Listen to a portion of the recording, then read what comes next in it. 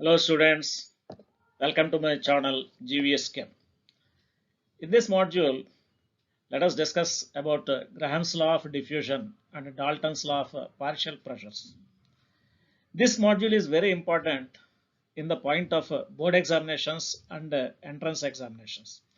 Please subscribe to my channel, like, share and comment my videos.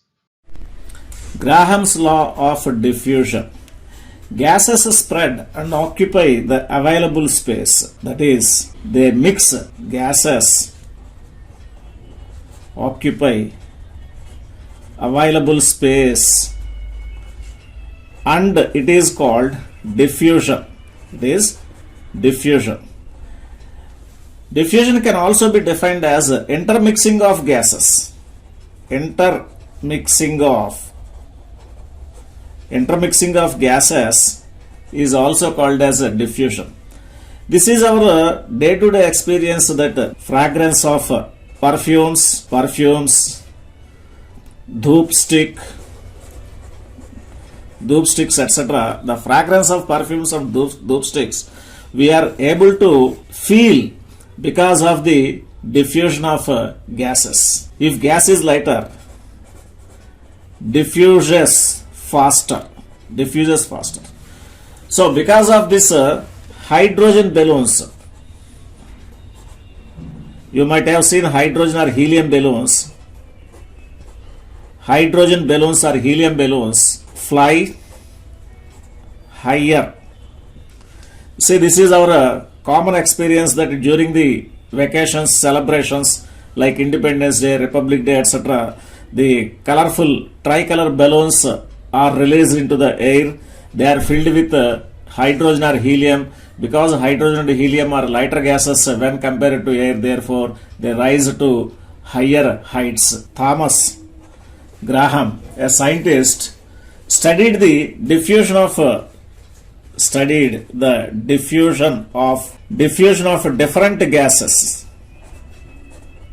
different gases and derived a mathematical relation,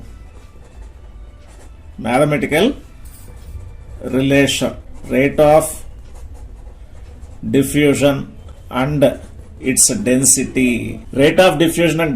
Therefore, rate of diffusion of any gas is inversely proportional to the square root of the density. He found the relation between rate of the diffusion of gas and its density as rate is directly proportional to 1 by square root of d, or rate is inversely proportional to the reciprocal of square root of density. So R can also be expressed as rate of diffusion equal to volume of the gas diffused by time of diffusion. Under similar conditions of temperature and pressure, two gases A and B, let their rates of diffusion be R1 and R2. Similarly, let their densities be D1 and D2. Let their densities be D1 and D2. Therefore, as per Graham's law, R1 is directly proportional to 1 by square root of D1 and R2 is directly proportional to 1 by square root of D2.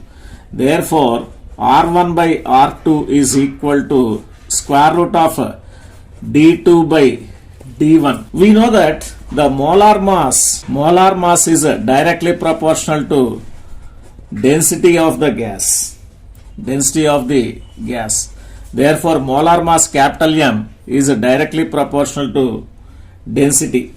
So, as molar mass is directly proportional to density, we can replace this density by molar mass. Therefore, R is directly proportional to square root of 1 by M1 R1.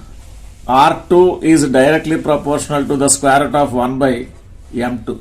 So, if we compare these two gases, R1 by R2 is equal to square root of M2 by M1. Moreover, molar mass is equal to 2 into vapor density. 2 into vapor density. Therefore, molar mass can be replaced by even vapor density also. Therefore, R1 is directly proportional to 1 by VD1. This is R1 is directly proportional to 1 by VD1 and R2 is directly proportional to 1 by VD2. Therefore, combining these two, we get R1 by R2 is equal to square root of VD2 by VD1. Therefore, combining all these, we get R1 by R2 is equal to square root of D2 by D1 is equal to square root of M2 by M1 is equal to square root of VD2 by VD1. If same volume of two gases diffuse in two different timings T1 and T2, then R1 equal to volume of gas diffused by T1, R2 equal to volume of gas diffused by T2. Here volume same amount of gas diffuses in different timings. Therefore, R1 by R2 is equal to V by T1 divided by V by T2. So this is nothing but equal to V by T1 into T2 by V. This is nothing but T2 by T1. If two gases with volumes V1 and V2 diffuse in same time. If two gases with volumes V1 and V2 diffuse in same time, then the rates are R1 equal to, what is the rate of diffusion? Volume of the gas diffused by time taken. Therefore, R1 equal to V1 by T, R2 equal to V2 by T. Here the rates of diffusion, the time taken for diffusing the different amounts of gases are same. Therefore, R1 by R2 is equal to, what is R1? V1 by T divided by, what is R2? V2 by T. So this is nothing but V1 by T into T by V2. So T get cancelled, therefore we get V1 by V2. Now let us summarize whatever the formula we discussed for the diffusion of gases. R1 by R2 is equal to under root D2 by D1, that is the ratio of densities of two gases, is equal to M2 by M1. So rates of diffusion of two gases R1 by R2 equal to square root of D2 by D1 is equal to square root of M2 by M1 is equal to square root of VD2 by VD1 is equal to, in terms of times, T2 by T1 is equal to, in terms of volumes, here the square is not there, so here this is T2 by T1 is equal to V1 by V2. Now let us do a problem based on Graham's law of diffusion. The problem is, find the ratio of rates of diffusion of two gases, oxygen and carbon dioxide. So first of all, find molar mass of oxygen is equal to 32 and carbon dioxide equal to 44. So rate of oxygen by rate of carbon dioxide, rate of diffusion of oxygen by rate of diffusion of carbon dioxide is equal to, this is square root of molar mass of carbon dioxide by molar mass of oxygen is equal to square root of molar mass of carbon dioxide is 44 and that of oxygen is 32. So this is equal to 11 by 8, which is equal to square root of 1.375. So if we calculate this, the final answer we get 1.1726. So what is this? Rate of oxygen is to rate of carbon dioxide is equal to, so rate of oxygen is to rate of carbon dioxide is equal to 1.1726 is to 1. Let us do one more problem based on Graham's law of diffusion. The problem is hydrogen chloride gas is sent into a 100-meter long tube from one end A and ammonia gas from the other end B under similar conditions. At what distance from A will be the two gases meet? So the schematic diagram for this problem is, this is a 100-meter long tube. From one end A, HCl gas is sent and from other end B, ammonia gas is sent. So when these two gases approach each other, we know that HCl plus ammonia combine to form NH4Cl. Dense white fumes are formed. So somewhere here, thick dense ring is formed here. So this distance we have to find. Now molar mass of HCl is 36.5 and ammonia, molar mass of ammonia is 17. So first of all, let us find the ratio of diffusion of these two gases. RHCl, rate of diffusion of hydrogen chloride. Since we have to find the distance from A where HCl gas is sent, we have to find here. That therefore, let us take rate of diffusion of HCl in the numerator by R ammonia is equal to, what is the formula for the diffusion? Molar mass of ammonia by molar mass of HCl. So this is equal to molar mass of ammonia 17, HCl 36.5. So if we calculate this, we get square root of 0.4658. If the root is calculated, we get 0.6824. Therefore, rate of HCl is to rate of ammonia is equal to 0.6824 is to 1. Since HCl is a heavier gas, its rate of diffusion is less. Now, the distances traveled here, the distances traveled by these two gases in the 100-meter long tube is also in the ratio of rates of diffusion. So, the part of the distance traveled by HCl is this and part of the distance traveled by ammonia is 1. The total distance traveled by both the gases is 0.6824 plus 1. Therefore, the total distance traveled by HCl and ammonia equal to 1 plus 0.6824 equal to 1.6824. Now we have to find the distance traveled by HCl. Therefore, distance traveled by HCl is equal to distance traveled by HCl by total distance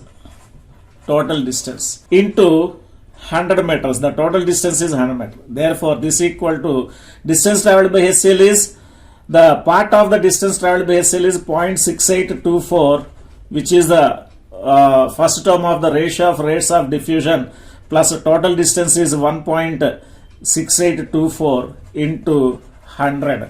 Therefore, this equal to, if we calculate this, we get 40.56. Therefore, HCl meets ammonia at a distance of 40.56 meters from the end A, that is where HCl starts entering into the tube. Now let us discuss the Dalton's law of partial pressures. Let us try to understand with a small example.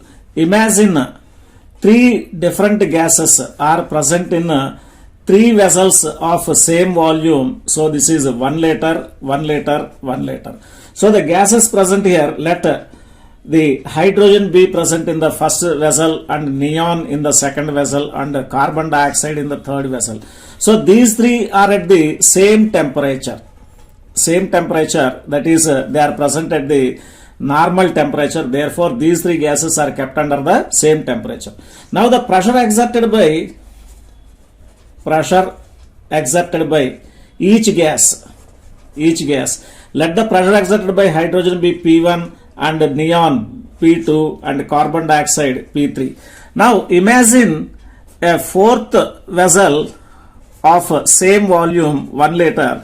Now, imagine to keep all these three gases in the same vessel here, hydrogen plus neon plus carbon dioxide, and these three gases are non-reacting gases.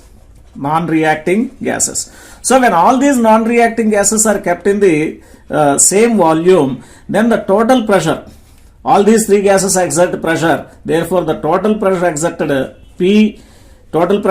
by this mixture of gases, mixture of non-reacting gases is P. Therefore, P equal to P1 plus P2 plus P3. That means, if a number of non-reacting gases are kept in certain volume, the total pressure exerted by all these gases is the sum of the pressures exerted by individual gases, provided they are kept in the same temperature individually. So this is Dalton's law of partial pressures. So the statement of Dalton's law of partial pressures: at constant temperature, the pressure exerted by a mixture of two or more non-reacting gases enclosed in a definite volume is equal to the sum of the individual pressures which each gas would exert if present alone in the same volume. Temperature already we mentioned. Thus, we come to this again. So, helium, neon and carbon dioxide are kept in three different vessels of 1 liter volume, and the pressures exerted by these gases are measured, that is P1, P2, P3. If all these three gases are kept in the another vessel of the same volume, therefore the total pressure exerted by this mixture of non-reacting gases is nothing but the sum of the pressures exerted by individual gases, provided they would have kept in the same volume under same temperature. Now let us discuss about aqueous tension. In laboratory, we prepare many gases like oxygen, hydrogen, nitrogen, carbon dioxide, etc. for demonstration of properties. For demonstration purpose, to discuss the properties, to demonstrate the properties, these gases are prepared in the laboratory. And these gases, they are not dissolved in water. Of course, carbon dioxide dissolves in water to some extent. Therefore, the gases which do not dissolve in the water, they are collected over the water. Therefore, oxygen, hydrogen, nitrogen, etc. are collected over water. When these gases are collected over water, the gas collected here. See, here is the gas collected. So, the gas collected includes vapors of water also. Water vapor, some of the water vapor also present in the gas. Therefore, the pressure exerted by the gas is not only by the dry gas, but it includes the pressure exerted by water vapor also. Therefore, pressure absorbed equal to pressure of the gas plus pressure of the water vapor. So, this the pressure exerted by water vapor is fixed at a fixed temperature. Therefore, the pressure exerted by water vapor at a given temperature is called aqueous tension.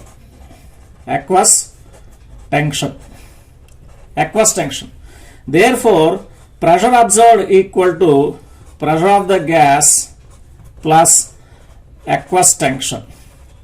Right. So this is a very important point we have to keep in mind when we are doing the problems relating to the pressure exerted by the gas collected over water. We have to subtract this aqueous tension from the observed pressure given. Thus, this is aqueous tension. Partial pressures in terms of mole fraction. Mole fraction, we can find mole fraction is equal to number of moles of any component by total number of moles. So this is a mole fraction. So for two gases A and B, pressure of A is PA and that of pressure of B is PB. Now PV equal to nRT. Pressure of gas A into V equal to number of moles of gas A is A, Na into RT, or PA equal to Na RT by V. Similarly, PB, pressure of gas B equal to NB into RT by V. So, NB is the number of moles of gas B, and R and T. R is a gas constant, T is the temperature, V is the volume of the gas. That means both the gases are kept in the same container. Therefore, total pressure is equal to PA plus PB. What is PA? Na RT by V plus NB RT by V is equal to RT by V into Na plus NB. Now PA plus PB is equal to Na RT by V. PA plus PB is Na plus NB into RT by V. So this is nothing but Na plus NB. But what is Na plus NB? Na is the number of moles of gas A and NB is the number of moles of gas B. So this is nothing but XA. Therefore, PA is equal to XA into P total. Now, based on the Dalton's law of partial pressures, let us do a small problem. The problem is a gaseous mixture containing 8 grams of oxygen and 227 ml of nitrogen at STP is enclosed in a flask of 5 liter capacity at 0 degrees centigrade. Find the partial pressure of each gas and also calculate the total pressure of the gas. So first of all, let us try to apply these different values given here in universal gas equation. So what is universal gas equation? PV equal to nRT. So P we have to find. V, volume of container equal to 5 liter. N is the number of moles. So here two different gases are there, therefore we have to find the number of moles of each gas and then we have to add, therefore we get the total number of moles. So oxygen, number of moles N equal to weight by molar mass. Weight how much is given? 8 grams. Molar mass of oxygen is 32, therefore this is 1 by 4 equal to 0.25. Similarly, nitrogen volume is given, volume of nitrogen is equal to 227 ml. Molar volume equal to 22,400 ml. Therefore, N equal to given volume by molar volume 227 by 22,400. This is 0.0101. Can be taken as a 0.01. Therefore, total number of moles equal to 0.25 plus 0.01. 0.01 is equal to 0.26 moles. Now, R, gas constant. Gas constant we have to take the appropriate value depending on the units of all the remaining pressure, volume, temperature, etc. Pressure we have to find. Volume is given in liters and number of moles. Therefore, and initially the two substances are given at STP, that means standard temperature and pressure. Standard pressure is 1 atmospheric pressure. Therefore, the value of R is 0.0821 liter atmosphere mole minus 1 K minus 1. Now temperature equal to 0 degrees centigrade equal to 273.15 K. Now let us substitute all these values here in gas equation. So gas equation is PV equal to nRT or P equal to nRT by V. N is 0.26 mole, 0.6 mole, R value 0.0821 liter atmosphere mole minus 1 K minus 1 into temperature is 273.15 K by volume is 5 liter. Now here cancel the units. K minus 1 get cancelled, mole and mole minus 1 get cancelled, liter get cancelled. So what is left here? P equal to 0.26 into 0.0821 into 273.15 by 5. So if we calculate this, we get the value 1.166 atmosphere. Now partial pressure of oxygen is equal to number of moles of oxygen by number of, this is mole fraction of oxygen into total pressure. So mole fraction of oxygen 0.25, number of moles of oxygen is 0.25 and the total number of moles 0.26 into 1.166. So if we calculate this we get 1.121 atmosphere. So the partial pressure of oxygen is 1.121 and partial pressure of oxygen, if we subtract this we get 4. Partial pressure of nitrogen we get 0.045 atmosphere. Please subscribe to my channel, like, share and comment my videos. Thank you.